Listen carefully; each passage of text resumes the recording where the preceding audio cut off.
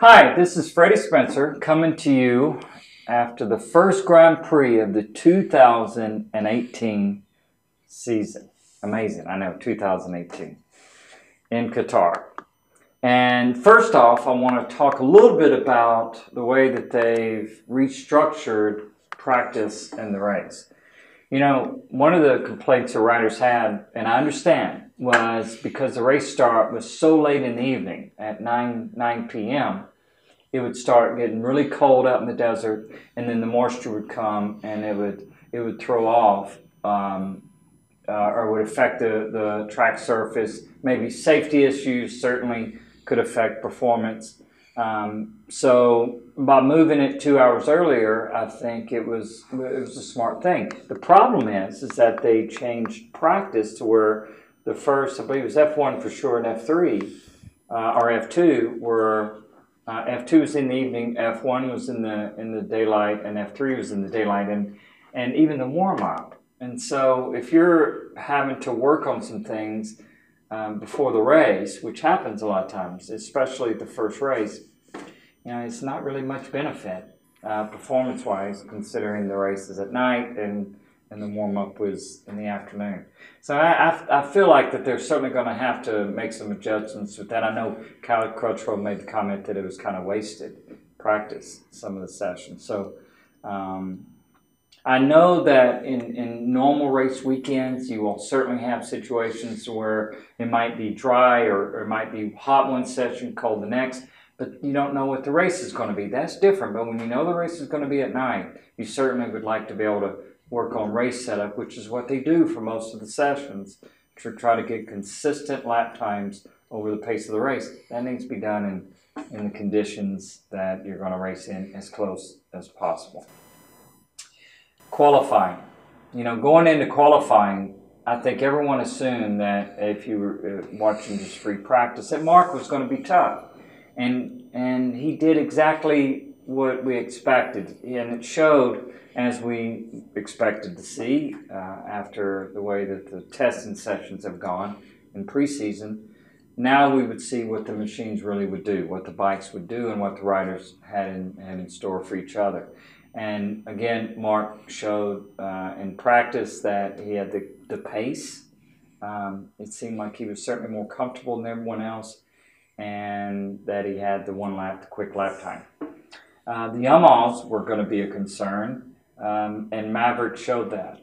I think that's the most inconsistent issue that we have going into this year with Maverick is he is really quick in one session and so in another.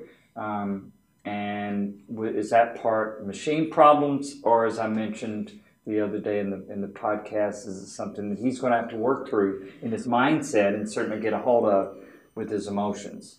Because he showed that in this weekend in some of the practice sessions, and he certainly showed his frustration. Valentino, we weren't sure what he was going to have. He looked pretty good in practice, but you never know what he's going to do until we get into the race. And then the Ducatis, with Dovi, practice was not an indicator of his performance either. He was right there, though. You know, he was in the top 3 or 4, very consistent, which is what has allowed him going into this weekend to win 6 out of 13 races. And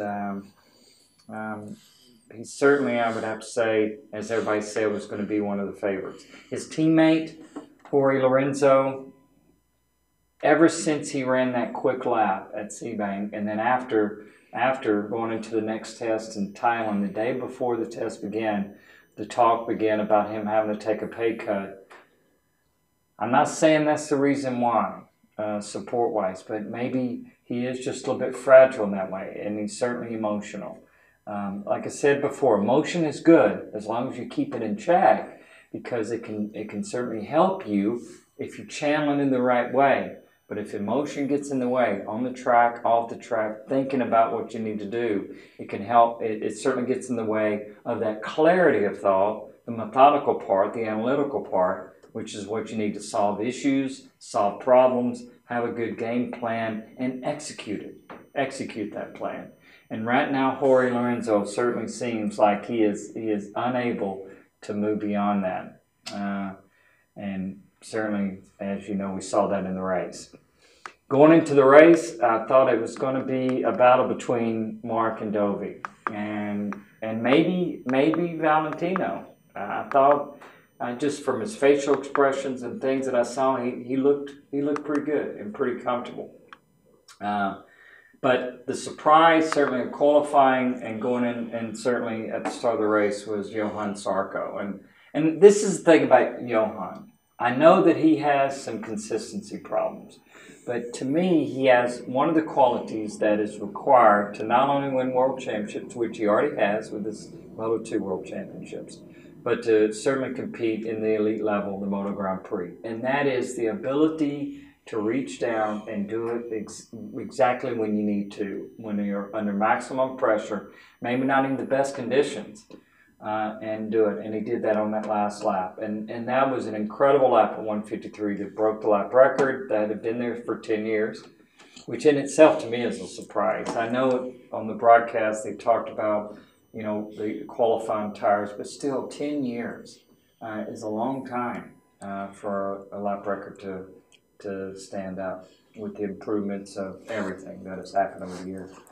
So, but what an incredible lap he had. And then, Marc was second right there and Dovi. So, once the race started and Johann got out front, what I thought he would do was exactly what he did, which is run it just as quick as he needed to and try to control the pace.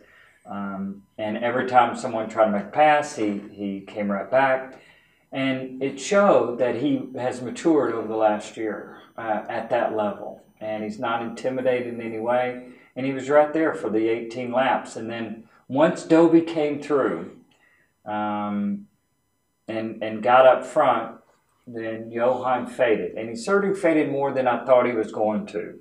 But he did talk about after the race about, I believe, the right front was having problems and pushing the front, a lot of tucking, and he was saving it.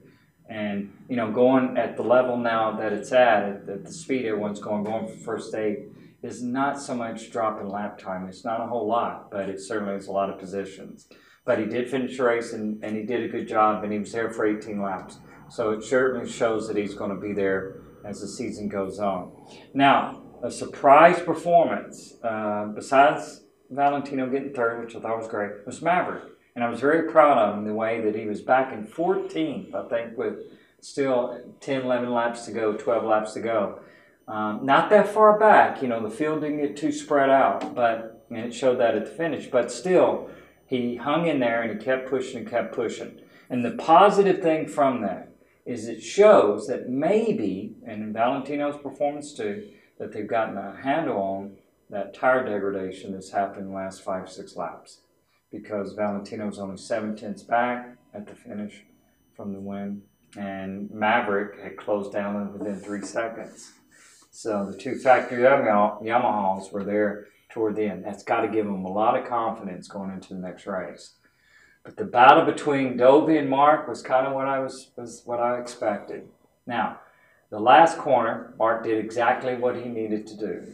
And you knew he was going to do it. Dovi knew he was going to do it. Everyone knew he was going to do it. So it's not a big leap to say that was going to happen. But when he did make the pass, Dovi did the smart thing. He didn't give him a whole lot of room. So Marc had to have a really tight line, which means that when he didn't really run wide, as he had the other 2 times in the races last year when Dovi made the pass. But he ran just a little bit. He had to get the bike turned, slowed it down a little more than he wanted to, and Dovi was able to get under it. And Dovi made it look easy because the Ducati is really impressive on acceleration. And so that whole race that Dovi rode was perfect in many ways.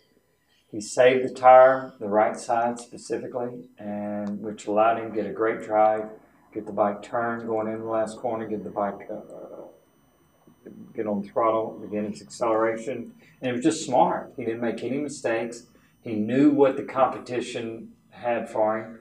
But to me, it showed even more than that. It's just that the Ducati's performance over the last 14 races specifically, and his 7 wins has been pretty incredible. And so I did pick Marc going into the season to win the championship, but after the first race, I'm still sticking with that. But it should be a great battle. And the wild cards in there, certainly Valentino, and I believe Maverick's going to step it up. And we'll have to see a couple others can too. So, going into the next race in Argentina, it should be exciting. I'm really looking forward to it. I hope you are too.